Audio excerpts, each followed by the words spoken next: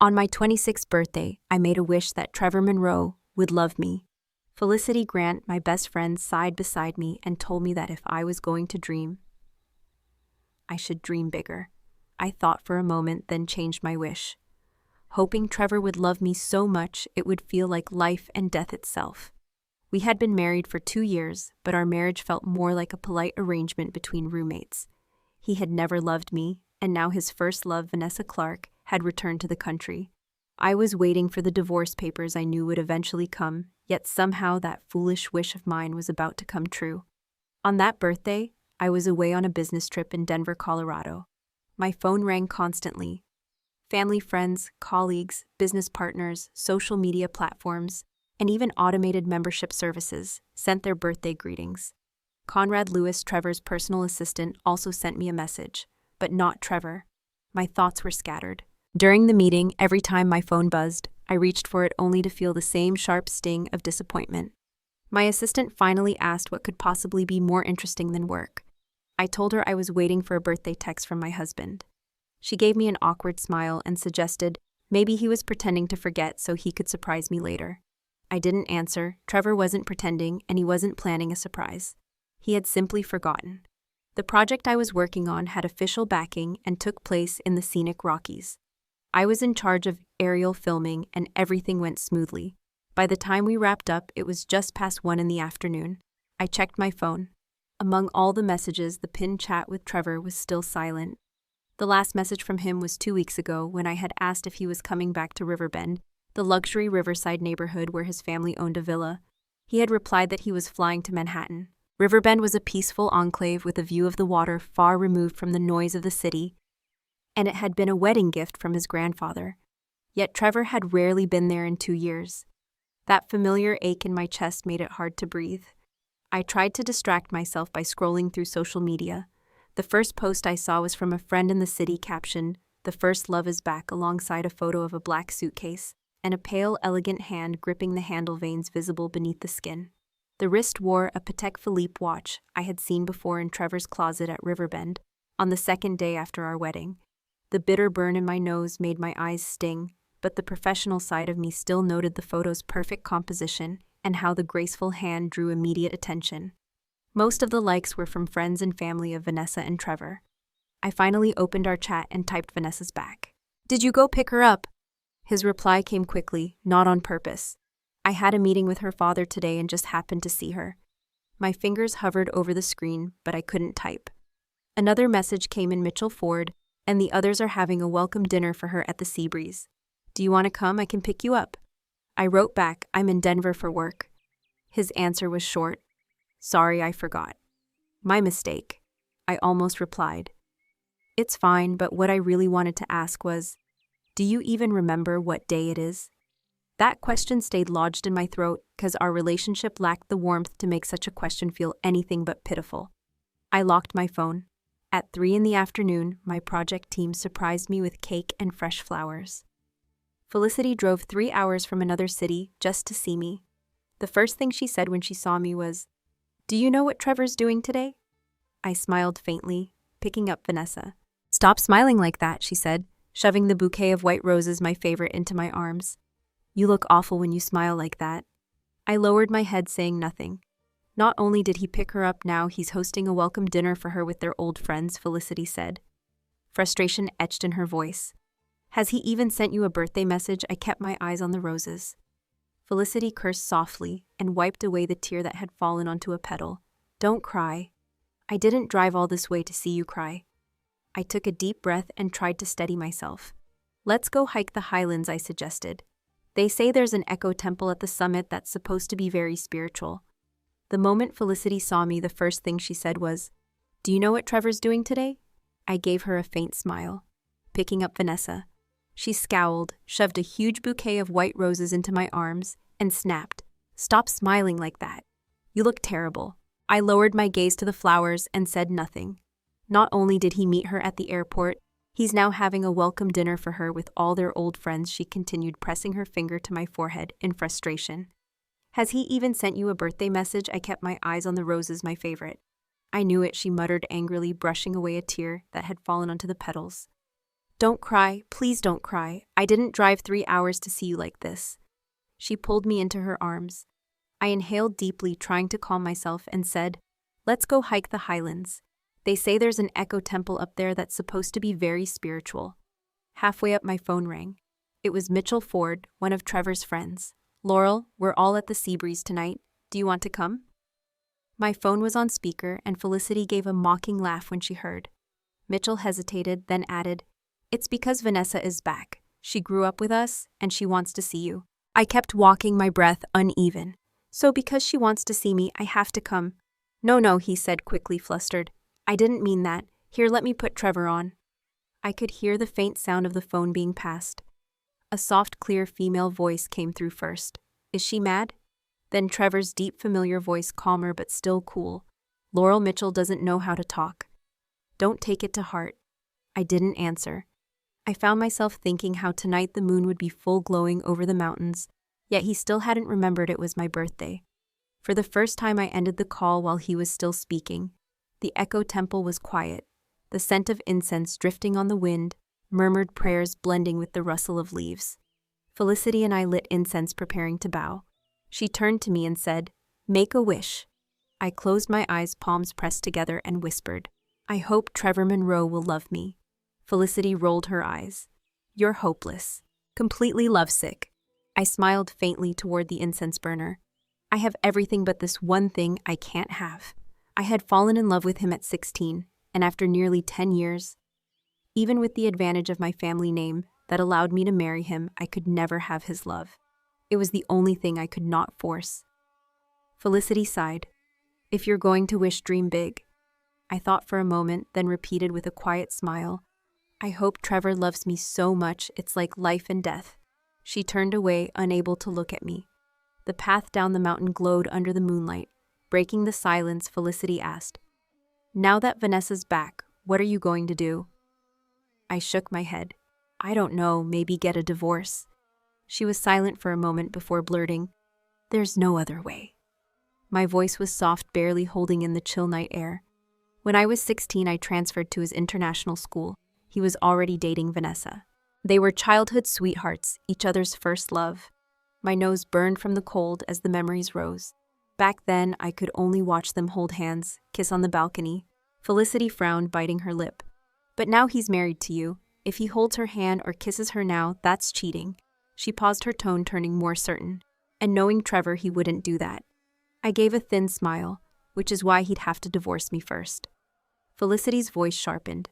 "Can't you be stronger? More decisive?" I wanted to. I truly did, but the tears came without warning, the calm I had been holding on to shattering all at once. The pain was too deep to touch, the sleepless nights too many. I had pretended those feelings didn't exist, but tonight they broke through like a flood. I sank to the ground, buried my face in my hands, and cried until I couldn't breathe. The moment Felicity saw me, the first thing she said was, "Do you know what Trevor's doing today?" I gave her a faint smile. "Picking up Vanessa." She scowled, shoved a huge bouquet of white roses into my arms, and snapped, "Stop smiling like that. You look terrible." I lowered my gaze to the flowers and said nothing. Not only did he meet her at the airport, he's now having a welcome dinner for her with all their old friends. She continued, pressing her finger to my forehead in frustration. "Has he even sent you a birthday message?" I kept my eyes on the roses, my favorite. "I knew it," she muttered angrily, brushing away a tear that had fallen onto the petals. "Don't cry, please don't cry. I didn't drive 3 hours to see you like this." She pulled me into her arms. I inhaled deeply, trying to calm myself, and said, "Let's go hike the highlands. They say there's an echo temple up there that's supposed to be very spiritual." Halfway up, my phone rang. It was Mitchell Ford, one of Trevor's friends. "Laurel, we're all at the Seabreeze tonight. Do you want to come?" My phone was on speaker, and Felicity gave a mocking laugh when she heard. Mitchell hesitated, then added, "It's because Vanessa is back. She grew up with us, and she wants to see you." I kept walking, my breath uneven. "So because she wants to see me, I have to come." No, he said, quickly, flustered. "I didn't mean that. Here, let me put Trevor on." I could hear the faint sound of the phone being passed. A soft, clear female voice came through first. "Is she mad?" Then Trevor's deep, familiar voice, calmer but still cool. "Laurel Mitchell doesn't know how to talk. Don't take it to heart." I didn't answer. I found myself thinking how tonight The moon would be full glowing over the mountains, yet he still hadn't remembered it was my birthday. For the first time, I ended the call while he was still speaking. The echo temple was quiet, the scent of incense drifting on the wind, murmured prayers blending with the rustle of leaves. Felicity and I lit incense preparing to bow. She turned to me and said, "Make a wish." I closed my eyes, palms pressed together, and whispered, "I hope Trevor Monroe will love me." Felicity rolled her eyes. "You're hopeless, completely lovesick." I smiled faintly toward the incense burner. "I have everything but this one thing I can't have." I had fallen in love with him at 16, and after nearly 10 years, even with the advantage of my family name that allowed me to marry him, I could never have his love. It was the only thing I could not force. Felicity sighed. "If you're going to wish, dream big." I thought for a moment, then repeated with a quiet smile, "I hope Trevor loves me so much, it's like life and death." She turned away, unable to look at me. The path down the mountain glowed under the moonlight. Breaking the silence, Felicity asked, "Now that Vanessa's back, what are you going to do?" I shook my head. "I don't know, maybe get a divorce." She was silent for a moment before blurting, "There's no other way." My voice was soft, barely holding in the chill night air. When I was 16, I transferred to his international school. He was already dating Vanessa. They were childhood sweethearts, each other's first love. My nose burned from the cold as the memories rose. Back then, I could only watch them hold hands, kiss on the balcony. Felicity frowned, biting her lip. "But now he's married to you. If he holds her hand or kisses her now, that's cheating." She paused, her tone turning more certain. "And knowing Trevor, he wouldn't do that." I gave a thin smile. "Which is why he'd have to divorce me first." Felicity's voice sharpened. "Can't you be stronger? More decisive?" I wanted to. I truly did. But the tears came without warning, the calm I had been holding on to shattering all at once. The pain was too deep to touch the sleepless nights, too many. I had pretended those feelings didn't exist, but tonight they broke through like a flood. I sank to the ground, buried my face in my hands, and cried until I couldn't breathe. 2 years of marriage, 2 years of trying with everything I had, and still he didn't love me.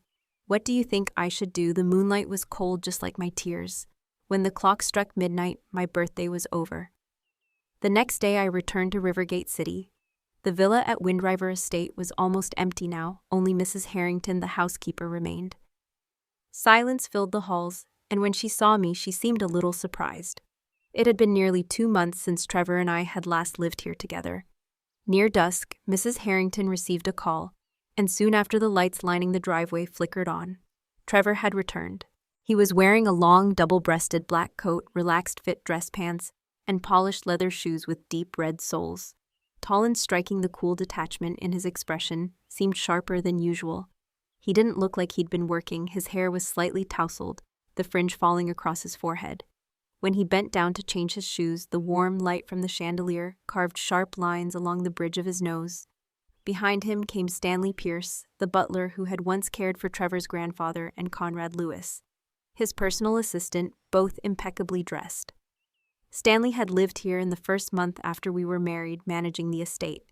But when Trevor stopped pretending to play the attentive husband and moved back to his own apartment, Stanley left as well. A man of his stature wouldn't remain here just to serve me. I stepped closer, catching the faint scent of alcohol. "Did you drink?" I asked, surprised. Trevor's reply was casual. "Yeah. Mitchell just got a new horse at his stables." I had a couple of glasses there. I already knew Mitchell had posted pictures on social media. "Do you want me to make you some soup to help?" "No need," he said lightly. "Just 2 glasses. Mrs. Harrington can handle anything else. Don't trouble yourself." He sank into the sofa, resting his forearm across his eyes. I knew that gesture. It meant his head hurt when he drank. Sitting beside him, I reached up to gently massage his temples. He paused, opened his eyes, and looked at me. His voice was still calm, yet it carried the weight of dismissal. "No need. Go get some rest." For the first time, I didn't back down. "But I want to." He held my gaze, gave a faint, indifferent smile, and closed his eyes again, saying nothing. Trevor never argued with me. His attitude toward me had always been one of lofty tolerance, like I was a younger sister and in need of looking after rather than his wife. My eyes drifted to his left hand. He was wearing a different watch now, but his ring finger was still bare. On the 3rd day after our wedding, Trevor had taken off his wedding ring. When I asked why, he said it was uncomfortable. How could it be uncomfortable? I had the ring custom made to fit him perfectly. A month later, I removed mine too, because wearing it alone felt far more uncomfortable. Stanley and Conrad had gone upstairs by then, leaving us alone.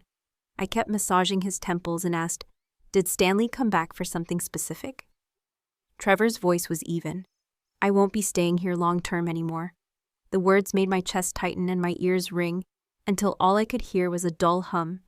"The company in Harborview is stable now. For the next 2 years, I'll focus on work there."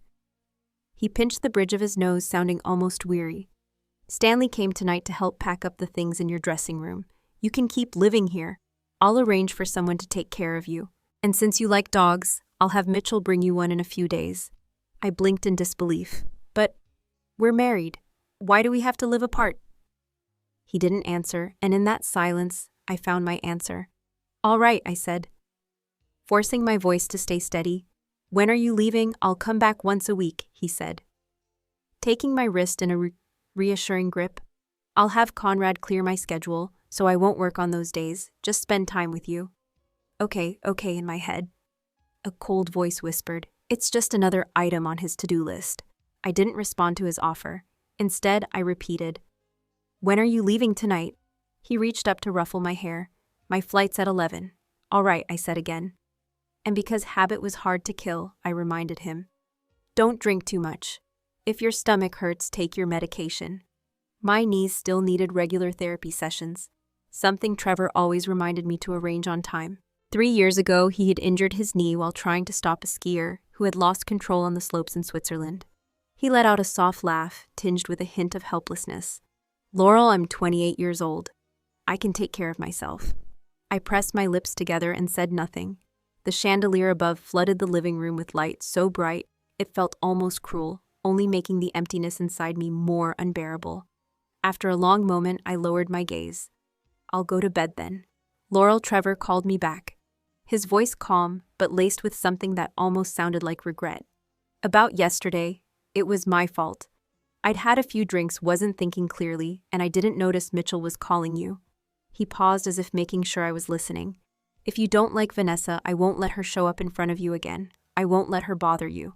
Yes, she and I were in love once, but that's over. Now we're just friends. I married you, and I'll fulfill my responsibilities as a husband."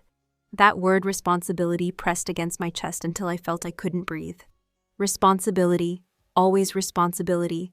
Why was that the only thing he could offer me last week at the charity auction in Harborview? He continued, "I bought a necklace. I'll have it sent to you tomorrow." He reached out and tucked a loose strand of hair behind my ear. "I think it will suit you. I hope you like it." I smiled politely and thanked him. That night, I lay awake again. The bed in the master suite was enormous. I didn't bother closing the curtains. Moonlight streamed through the floor-to-ceiling windows, reflecting the silhouettes of skyscrapers lining the riverbank. The cool gray walls were perfectly designed, and in the corner hung our wedding photo. In it, we both smiled polite, practiced smiles, as if we truly were happy. It should have been enough. I told myself that over and over. People shouldn't be greedy. Apart from not loving me, Trevor was a perfect husband. He never cheated, and if he said there was nothing left between him and Vanessa, then there was nothing left. But I still couldn't sleep. I turned over, feeling the cold trail of tears slipping down my cheeks and soaking into the pillow. I remembered the days before our wedding when he had flown back in a rush just to complete the necessary paperwork. I remembered our wedding night when he held me gently restrained, as though carrying out a duty. I remembered the way he once looked at Vanessa, under the old rosemary tree in high school, eyes soft, overflowing with emotion, a kind of tenderness I had never known from him. That was the problem. Having seen him love someone that way, I could never fool myself into believing I had the same place in his heart. My phone buzzed with a message from him. "I've landed. Sleep well." I stared at the words Trevor Monroe beside his profile picture for a long time before burying my face in my hands. In the first month after our wedding, I had been happy. On autumn nights, walking with him along tree-lined streets, as crimson leaves fell, I would swing our joined hands and hesitate before softly calling honey. It's been 2 years, but I still remember his reaction vividly. He froze, his gaze lingering for a moment. His delicate brows drew together slightly, his jaw tightening as if hiding irritation. Finally, he said, "I'm just Not used to that yet. After that, I changed the way his name appeared in my phone from husband to Trevor Monroe. When the feelings aren't deep enough, those words of intimacy only make the air feel heavier, more awkward. Felicity once told me not to be too sensitive, to let things go if I wanted a peaceful life. But I couldn't. I wanted this pearl to remain pure and flawless. Instead, I was the one who kept cutting my own hand over and over until it hurt too much to hold on. At exactly 9 o'clock the next morning, the new butler Trevor had hired arrived to start work. He was professional, exchanging information with Stanley before approaching me with a tablet in hand. The Windriver estate was unchanged except for one thing: now I was the only one living in it.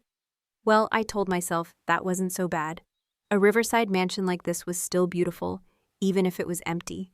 Finally, the butler mentioned Mr. Pierce said, "You're very fond of white roses, so I plan to redesign the garden." He handed me the tablet. "Here's the architect's proposal. Would you like to make any changes?" I didn't take the tablet, only shook my head. "Just go with this design. No changes." By 2 in the afternoon, I was on a flight with the project team to Riverside City. Before takeoff, I scrolled through social media to pass the time and stumbled upon a new post from Vanessa Clark. She had just uploaded a picture of her brand new employee badge. It read, "Ocean Tech Industries, location Harborview." Underneath was a flood of congratulations from Trevor's closest friends.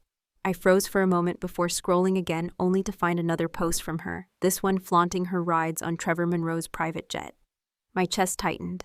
I immediately locked my phone, and in the black reflection of the screen, my own face looked worse than I expected. The flight attendant's voice came over the intercom, reminding us to switch to airplane mode. I decided to shut my phone off completely. The flight was 2 hours. In the constant drone of the engines, I closed my eyes and, without meaning to, drifted back to our wedding night. That night, Trevor had carried me to the bed, his kisses and touches, gentle, deliberate, patient. It should have been a sweet memory, but instead it felt suffocating, as if some invisible curtain had been drawn over my heart. What I remembered most, what I feared most, was the look on his face at the end. I was lost in the moment, but he remained entirely in control. When we landed, my head felt heavy. I had just powered my phone back on when it began buzzing nonstop. It was Conrad Lewis, Trevor's secretary. "Laurel, where are you?" His voice, usually so steady, was uncharacteristically urgent. Mr. Monroe was in an accident. He passed out and had to be taken to the hospital. My stomach dropped. "They've checked him, no major injuries," Conrad continued, but he hesitated long enough for me to hold my breath. "His condition's odd. After he woke up, he kept insisting on seeing you. Now he's fallen back asleep. He wants to see me," I repeated, stunned. Odd how, just a mild concussion, his memory and cognition seem fine. But another pause, then a heavy sigh.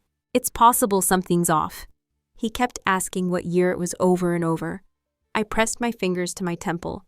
"Why would he want to see me? I don't know," Conrad admitted. And for the first time since I'd known him, he sounded rattled. "I had to request a special route clearance to get him to Riverside City, or get you there. He's called you countless times, but you were in the air. He even asked what day it was, and whether the two of you had divorced." The absurdity of it stunned me into silence. My first thought was this his way of bringing up divorce? "No," Conrad said firmly. "I can assure you he's not asking to end things. Quite the opposite. Don't bring it up. It's a sensitive topic for him right now." We both fell silent for nearly a minute. Then Conrad added, "Oh, he also asked if he'd wished you a happy birthday the other day." I blinked. "And what did you say?" "How would I know?" Conrad's voice cracked with exasperation. "I'm his secretary, not his babysitter. I have no idea whether he remembered your birthday or not." A short laugh escaped me at his rare show of frustration. "Tell him to give you a raise," I teased. The project team was waiting for me, trying not to interrupt. I lowered my voice. "You're sure he's all right mentally?" "Positive," Conrad said. "Earliest tonight, latest by tomorrow morning, he's leaving Harborview to see you. So, be prepared." 3 hours later, my phone rang again. It was Trevor. I was in the middle of surveying a filming location. I missed the first call but caught the second just before it rang out. On the other end, he said nothing at first. I called his name several times, handing my tablet to my assistant and stepping aside. "Trevor," I asked softly, "are you feeling better?" A faint hoarse came through, but his voice was unfamiliar, unsettling. "I'm fine, really fine. Then he repeated Laurel. I'm better than fine. I've never felt this good in my life. And all I could think was, oh no, maybe there really is something wrong with his head. I lowered my head, nudging a small stone with the tip of my shoe, trying to rationally figure out why he was calling me. Trevor's safety was always the top priority. If something had happened to him, any lapse in his security detail would have caused a storm of blame. But there'd been no news of an incident. That meant whatever it was, he had already taken care of it. So the reason for his call must have been to remind me not to tell his grandfather. I was about to assure him when his low, quiet voice came through the line. I miss you. My heart skipped a beat.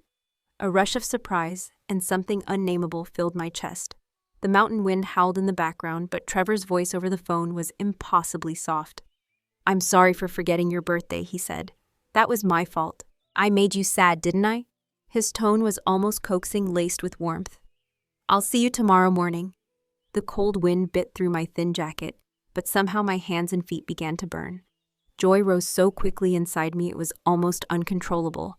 No, I ducked my head, clutching the collar of my windbreaker and forcing myself to stay calm. Trevor's gaze, every time it landed on me, never held love. Don't fool yourself, I told myself over and over. Haven't you been hurt enough? I repeated the thought until my erratic heartbeat steadied and the warmth in my limbs faded. I texted Conrad Lewis, carefully typing each word. Have him get his head checked again. He replied with a simple thumbs-up emoji. My assistant looked at me warily. Is something wrong? I gave her a faint smile. I think my husband might be possessed. At 11 that night, my possessed husband flew from Harborview to Riverside City, a brutal trip. According to Conrad, the moment I hung up, Trevor had ripped out his IV line and stormed straight to the airport to catch the next flight.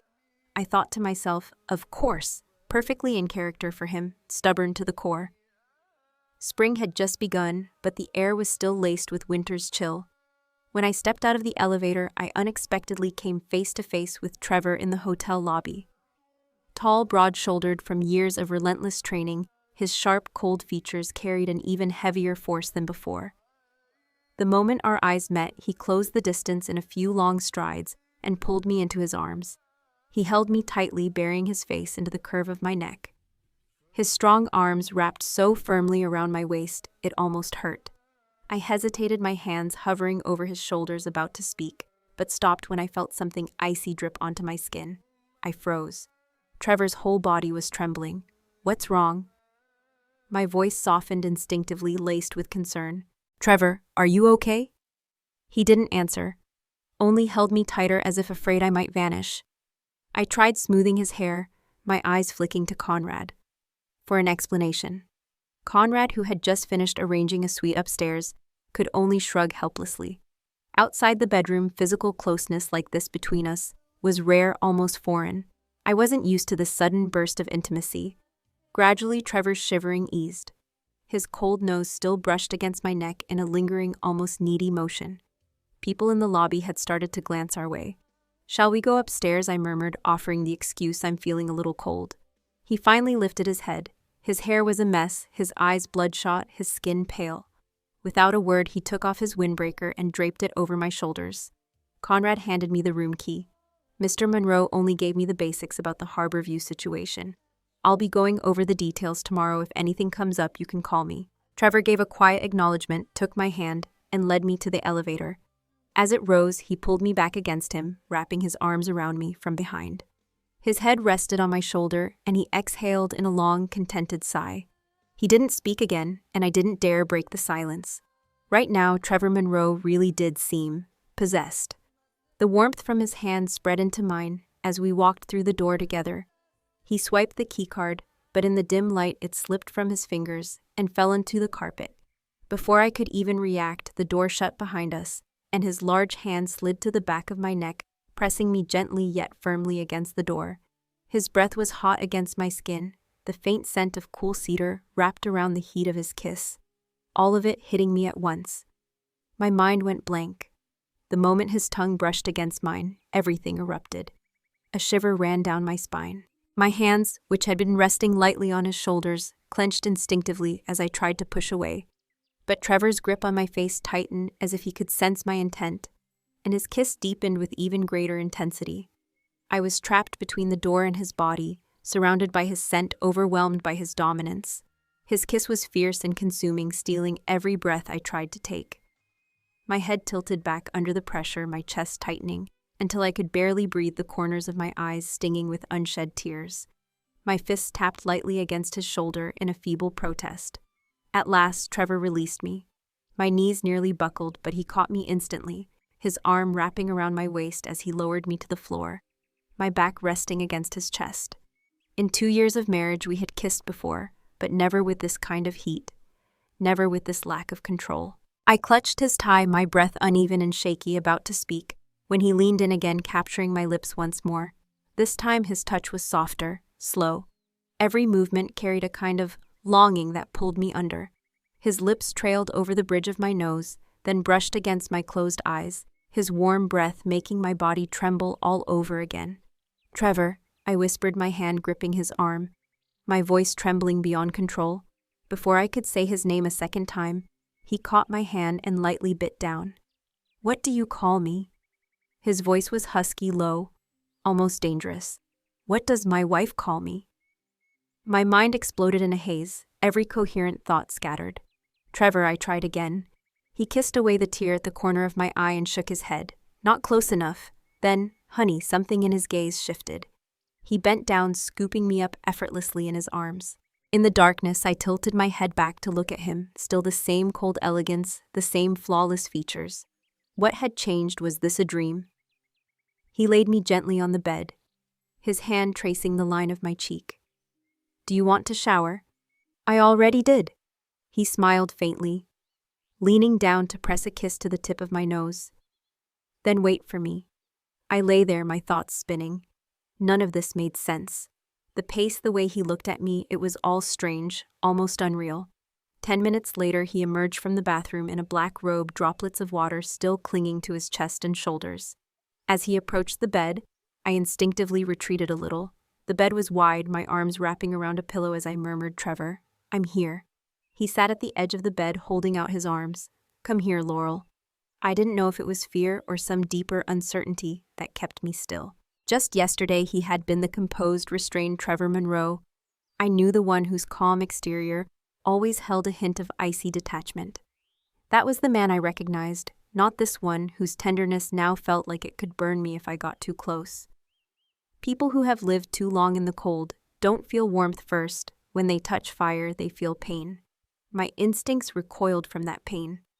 This wasn't something I could truly have. "Laurel." His voice softened, coaxing. "I just want to hold you." We stayed like that, suspended in silence for a long moment. Finally, I inched closer. His eyes were filled with a gentleness that made my chest ache, as though he had given up all control and placed everything in my hands. I hesitated, then looped my arms around his neck. Instantly, his arms locked around my waist, and in one swift motion, he turned, pressing me down into the mattress.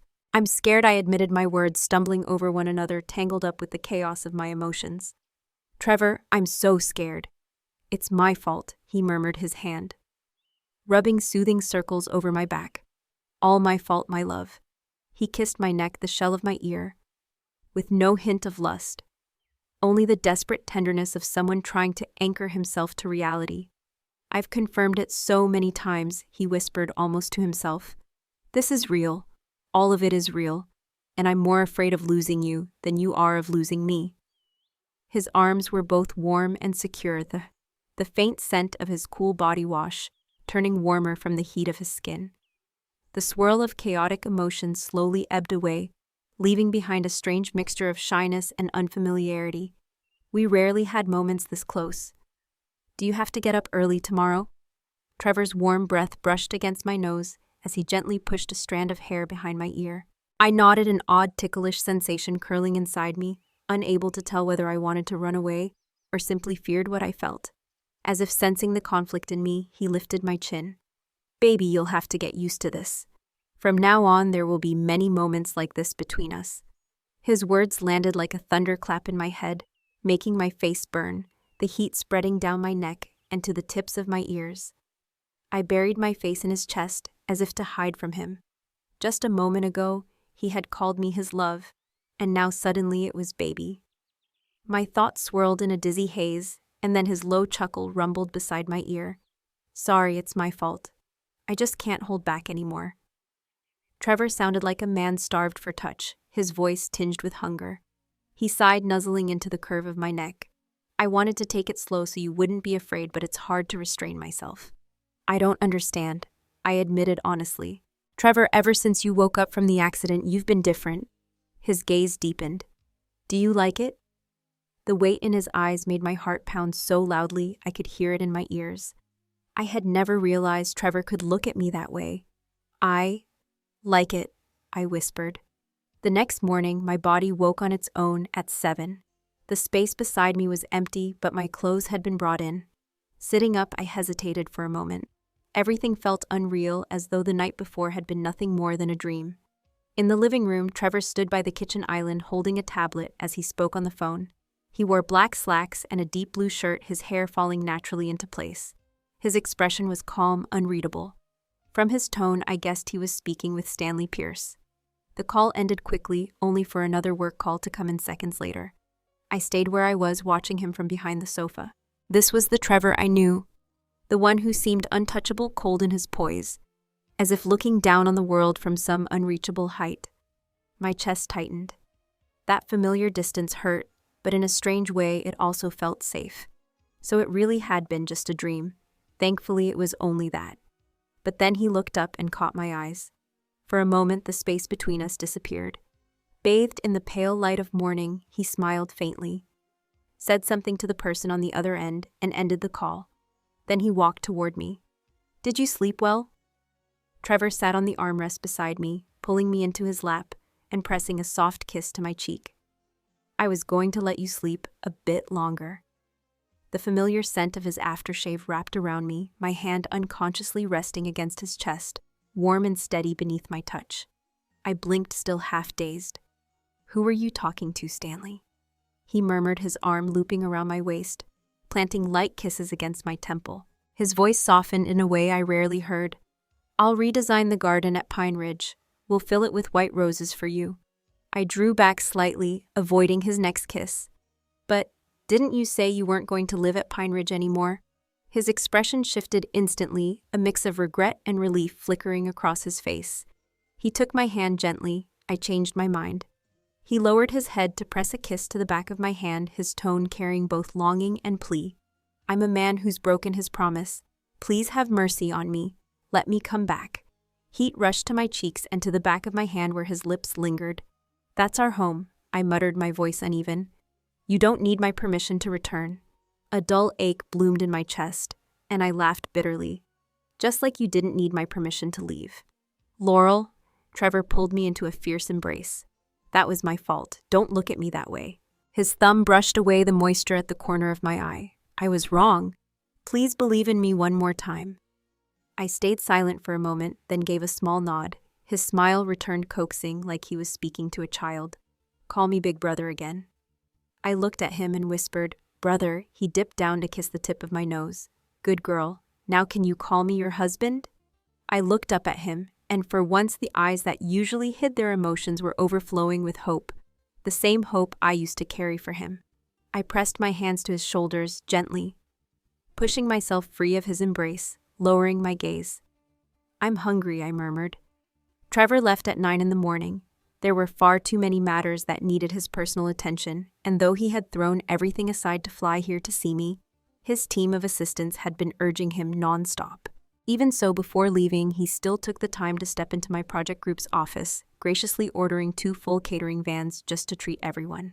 Everything was arranged to perfection, leaving no room for criticism. It was the first time he had ever appeared in my professional circle, and when he left, he kept confirming the time I would return, even going so far as to suggest sending his private jet to pick me up. I stayed silent. Since waking up from the accident, Trevor's aura and his way of working had become more mature, sharper somehow. Yet there were still parts of him I could never quite understand.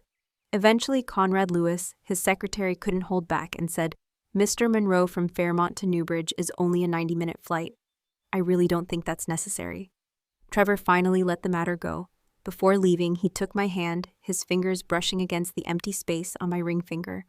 His voice was low. About Vanessa. Let me handle it. I looked up at him in surprise. He told me that on the day she returned to the country, he had attended a dinner with her father to discuss a major project between the Monroe Group and Whitestone Holdings in Harbor City. Her uncle was Whitestone's largest shareholder. Her father had asked him to mentor her so she could gain more experience. After the dinner, her father had asked him to drive him to the airport. He had no idea Vanessa was even coming back that night. He hadn't gone to meet her on purpose. The luggage she carried had been handled by someone else. He had only touched it because it was about to fall. My fingers brushed against the warm spot on my own ring finger, where his lips had just been. His voice slowed, every word deliberate, as he explained that she had blocked him from seeing her posts online, and that he had only found out about them because Mitchell Ford had mentioned it later. The ride on the private jet had only been a matter of convenience. She could never truly step into his line of work. And on that flight, he hadn't even spoken to her. "My love, it's my fault," he murmured. "Because I didn't take the initiative, I made you feel unsafe. Without that sense of safety, you can't ask me what you really want to know." Trevor held my hand to his cheek, rubbing against my palm with a softness I wasn't used to. "From now on, if there's anything that upsets you or makes you unhappy, just tell me. If I can fix it, I will be more than happy to do it." He lowered his head and kissed the bare space on my ring finger. That day, I couldn't remember what work I'd done or how my colleagues had reacted. All I felt was as if I were walking on a cloud, soft and unsteady, ready to give way at any moment, yet somehow wrapped in a kind of safety that felt eternal. Later, during the celebratory dinner for the project's completion, I got a call from Felicity Grant. The first thing she said was Trevor suspended the investment in Whitestone's project. I froze, unable to form a response. He had come to Harbor City because of that very deal. Oceanic Capital had spent nearly a year preparing a 3-phase investment plan, and now he had pulled out. Just thinking about it made me realize the kind of pressure he must be under. Then came another blow. Felicity told me he had reassigned Vanessa to the North American branch. I stayed quiet for a long moment before asking, "What do you mean?" Felicity laughed. "Why are you asking me? He's your husband." But seriously, this move was brilliant. Vanessa joined Oceanic to gain experience, sure, but the fact that her family asked Trevor to take care of her, that's been uncomfortable from the start. Both families have known each other for decades, so everyone tried to save face. But now Trevor just shipped her straight to North America. Felicity was practically breathless from laughing. What can her family even say? Nothing. That position overseas is actually a great opportunity. She studied there for years. Nobody's more qualified for it than she is. If they complain, it would be like admitting their original request for Trevor to take care of her was never just about work. I mean, who taught your husband this trick? He's suddenly thinking 3 moves ahead. I gave a quiet hum and said slowly, "Do you think we should go back to St. Helena and visit the Belhaven Monastery again?" "Why?" she asked. "It's a very blessed place," I answered firmly. "There's something special about it." After we hung up, I opened my messages with Trevor and read through them again, my mind replaying every word. It had been 13 days since Trevor last came to see me. Every day since he had sent me messages, songs he was listening to, photos of his 3 meals notes, about the dull business dinners he had to attend. Sometimes it was a funny story about an employee's ridiculous avatar. Other times, a complaint about a slow-witted business partner. And never once was there a day without him saying he missed me. These past few days, the messages had become fewer. He was likely busy after suspending that investment project. I still replied, but my words were short-clipped, almost like I was rationing them. Not because I wanted to keep my distance, but because I was afraid of losing more than I could gain. My assistant poured me tea, smiling. The project wrapped early. "Do you want to go home and surprise your husband?" A final filming location hadn't been approved, so the project had finished 3 days ahead of schedule. I smiled faintly. He's in Harbor City right now. The Monroe estate in Windridge, as always, would be waiting with just me in it. By 3 in the afternoon, my plane touched down in Fairmont. When I reached the Windridge estate, I froze for a full minute. The entire historic property, once elegant and stately, had been transformed.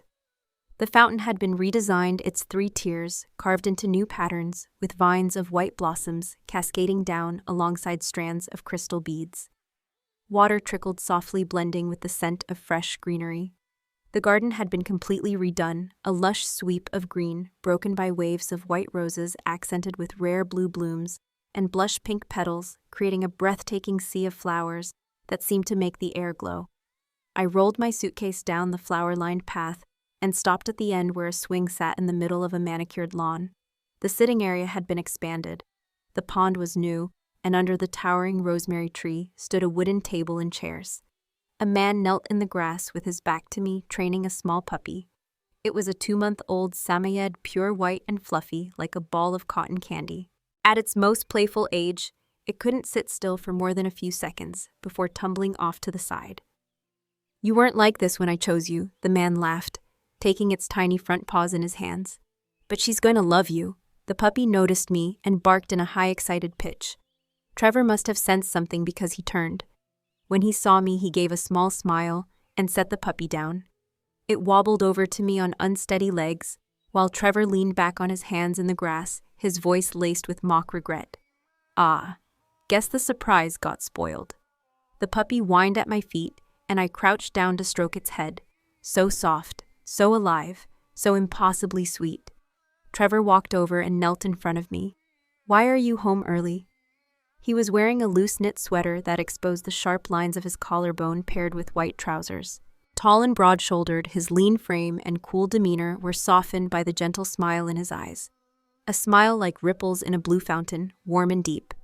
"Why not?" Trevor murmured, sliding a hand behind my neck and pressing a soft kiss to my lips. "Every surprise I plan is for you, no matter when you find it." He scooped the puppy into his arms, lifting its chubby paws toward me. "Say hi to Mom." I leaned back slightly, just as the puppy let out a perfectly timed bark. In the sunlight, I caught the glint of something on Trevor's hand. It was the wedding ring I had designed myself, the one I had placed on his finger on our wedding day, the one he had taken off just 3 days later. I reached out to tap the puppy's tiny black nose. "Wasn't Mitchell supposed to bring this little guy over? Surprises have to be prepared personally if they're going to mean anything," Trevor said, settling the puppy in his lap. "Laurel, I missed out on too many things before. I know this sudden change in me might be confusing, but from now on we still have so much time. I'll make up for every mistake I've made." He and the puppy both looked at me with those dark, liquid eyes, and I felt my heart ripple like water. "Give me a chance," he said quietly. I covered my face with my hands, my voice shaking. "You're impossible, Trevor." The puppy, warm and soft, was placed gently into my arms. "Give it a name," he said. I stroked its head, thinking for a moment. "Let's call it Snowball." "Snowball," he repeated, scratching the puppy's chin. "Perfect, right, sweetheart?" His last word hung in the air, and I wasn't entirely sure whether it was meant for the dog or for me. The puppy was taken away by the trainer, and Trevor Monroe's fingers closed gently around mine, the wedding ring on his hand catching the light with every subtle movement. "Trevor," I began, but he stopped me with a light pinch to my cheek. "Call me," he teased softly. "Trevor," I said, trying to steady my voice. "Didn't you once say wearing a ring felt uncomfortable?" A self-mocking smile touched his lips. "A man who doesn't know how to cherish something will end up like me, making a fool of himself. But I've reached an age where I can feel ashamed and still be happy about it." He gave our interlocked hands a gentle shake. "So let me wear it. How else am I supposed to show off that I'm married?" That strange, unreal feeling swept over me again. The Monroe estate had changed so much. Trevor's garage was packed with his favorite cars, his dressing room crammed with clothes and accessories. Even the staff had changed. There were now 2 more household helpers and a new driver with an unfamiliar face. By the time I stepped out of the shower, dinner had already been prepared. Trevor was in his study, speaking on a video call. Snowball, worn out from playing, was fast asleep, and I sat for a long time watching him on the camera, my heart softening with every slow rise and fall of his tiny body. My eyes drifted toward the vast garden outside the glass windows. "Will Stanley Pierce be staying here long-term?" I asked. "If nothing unexpected happens," the distinguished old butler replied with a smile, as he lit candles on the long dining table. "I intend to retire here at the estate." Beyond the windows, the lights glowed warmly. In the distance, I could hear faint music blending with the sound of running water. I remembered what one of the maids had told me a week ago. Trevor had been here working from home, personally overseeing every detail of the garden's redesign. I glanced down at the bare ring finger of my left hand. After he halted his partnership with Sterling Trust, the company's stock had fallen sharply, pressure mounted from all sides. His grandfather had been furious the board had held meeting after meeting. But through it all, Trevor remained calm, unhurried, as if the chaos outside couldn't touch him. Since waking from the accident, he had been different, entirely different. A soft shawl was draped over my shoulders. Trevor leaned down, brushing a kiss against my cheek. "Have I kept you waiting too long?" By then the staff had quietly left. The grand overhead lights were turned off, leaving only the flicker of candles and the soft glow of wall lamps. On the dining table, white roses bloomed proudly, while the speakers played a tender melody. Trevor took my hand, guiding me to the table. He pulled out my chair, then knelt beside me, pressing my hand to his cheek. His eyes searched mine. "You're not happy, are you?" I drew a deep breath, the question I'd been holding finally slipping out. "Since you woke up, you've been a completely different person." "In what way?" he asked quietly. "The real Trevor Monroe, the man who is my husband, didn't love me."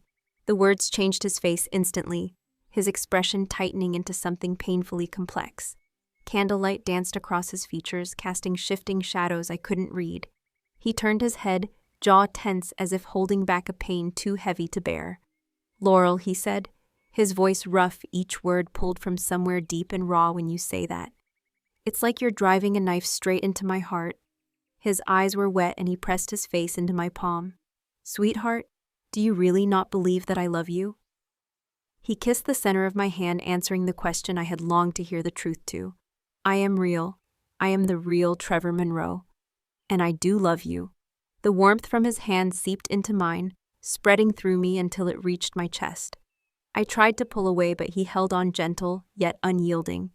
"Everything was my fault," he said, his voice trembling. "My arrogance, my coldness, my distance over these past 2 years. I destroyed your trust in me." Hot tears slid down onto my skin. I was a fool who didn't even recognize his own feelings. That night when I said I was leaving Windridge and saw that empty look in your eyes, I changed my mind. I told you I'd come back once a week, but I knew even then that it would hurt you more. I realized it long ago, but I kept pretending I didn't. I kept walking down the wrong path until I pushed you to the point where your love for me ran dry. I brought all of this on myself. A vague fear rose in me. His tears falling into my palm seemed to carry the weight of a truth I wasn't ready to face. Trevor lifted his head, his gaze steady but fragile.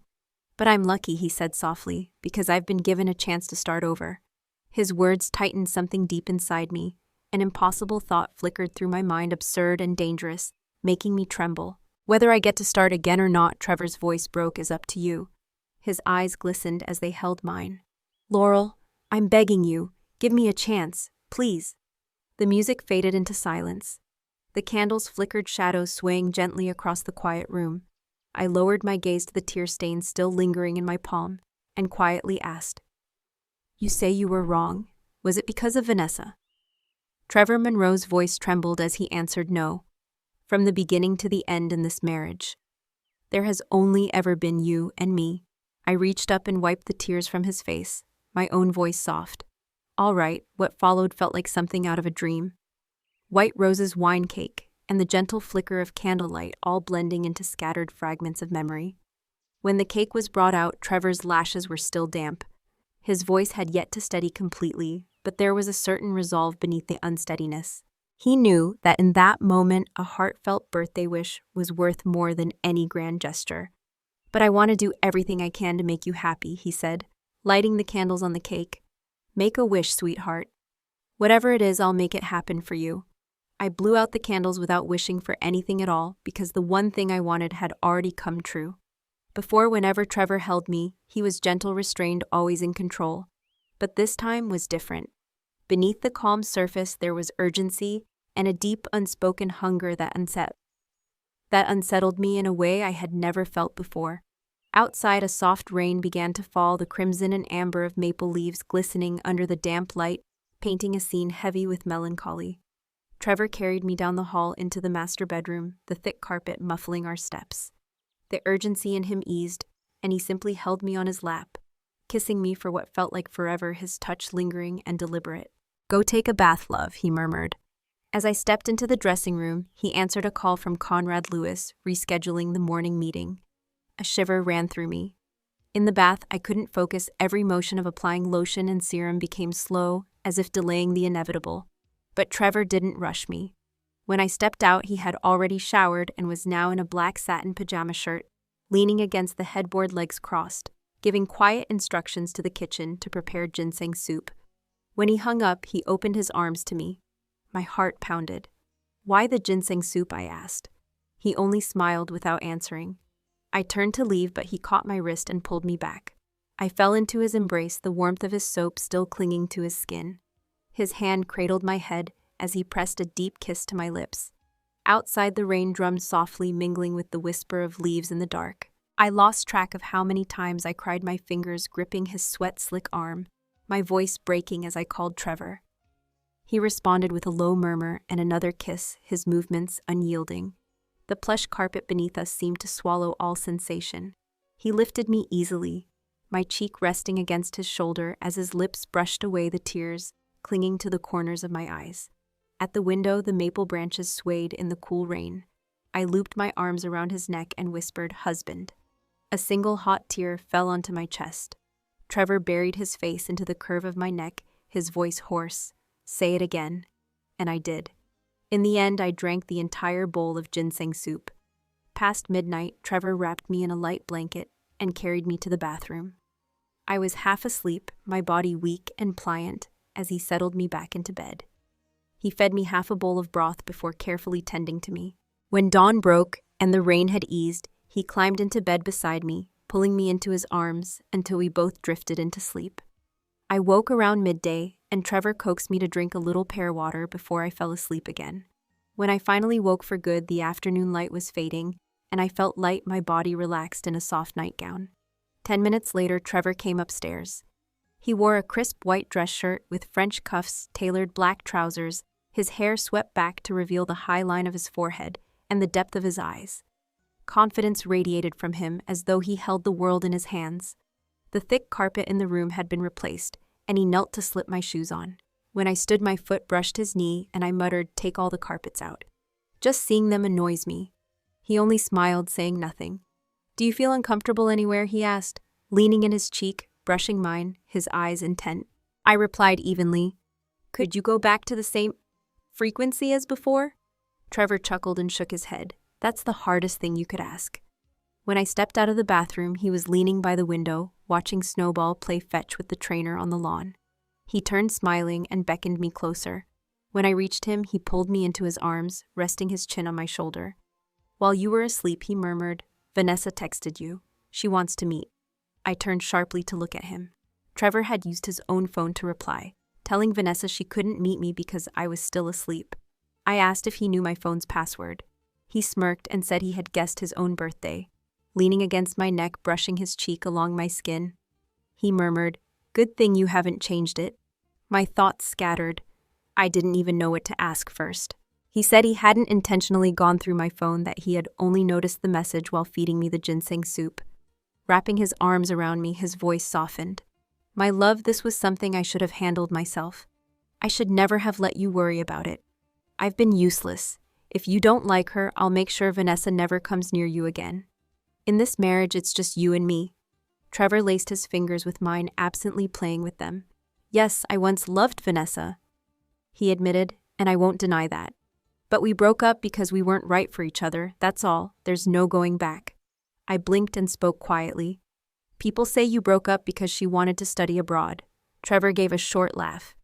"Do you know why she really left? She bullied a poor classmate in the school restroom, and the incident went viral online. That happened 3 months before we split." My eyes dropped to the faint red mark on his neck. "They also say she was your first love, your moonlight, and that you never loved anyone after her because you'd given her all your heart." Trevor chuckled, leaning forward to tap my forehead. "And you believe everything they say. Still, that's on me. I created your insecurities. But you, Laurel, you're the only one." Lowering his head until his forehead rested against mine, his voice was low and warm. "Today I want to make it absolutely clear, all my love belongs to you." His breath mingled with mine as he leaned in to kiss me, but I pressed a finger to his lips. "Do you love me?" I whispered. His eyes lit up. "I love you until death and beyond." On my 27th birthday, work, sent me on a trip to Lakeview City. As I packed my notes and materials, Trevor trailed after me, his hands resting on my shoulders, repeating, "Baby, can't you stay?" I shook my head. "I can't. They've asked me to reshoot a few scenes. I'm not famous enough to refuse." He sighed heavily, telling me he had worked an extra month just to clear his schedule for my birthday. Unfortunately, a last-minute request came in for a food shoot. I cupped his face and kissed the tip of his nose. "It's just one birthday. We'll make up for it next year." His lashes lowered, his voice dropping. "Birthdays matter to me. I don't want to miss another one." My heart softened. I smoothed his short hair and whispered, "Last year I cared so much because I felt like I didn't have enough love, and I hoped for more on that day. But now I have more than enough love and security. Birthdays just don't seem that important anymore." His face stayed serious. I tiptoed, wrapping my arms around his neck. "Come on, smile for me, husband. I promise I'll come home as soon as I'm done." He looked away, but the tension in his expression eased. Calling him husband was a magic spell. I tried again. "Hug me." He pulled me close, muttering, "You know I can't resist that." With a grudging sigh, he said he'd come with me. And so what was supposed to be a routine work trip turned into me boarding the CEO's private jet.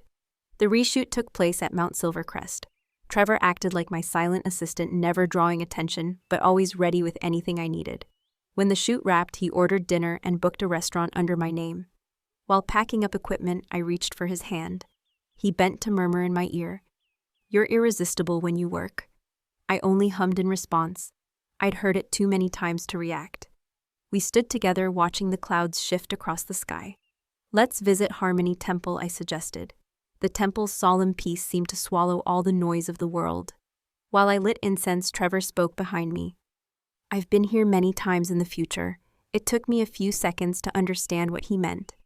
He explained that he wanted to get me a prayer bead bracelet. Back then, he hadn't asked for anything except my safety.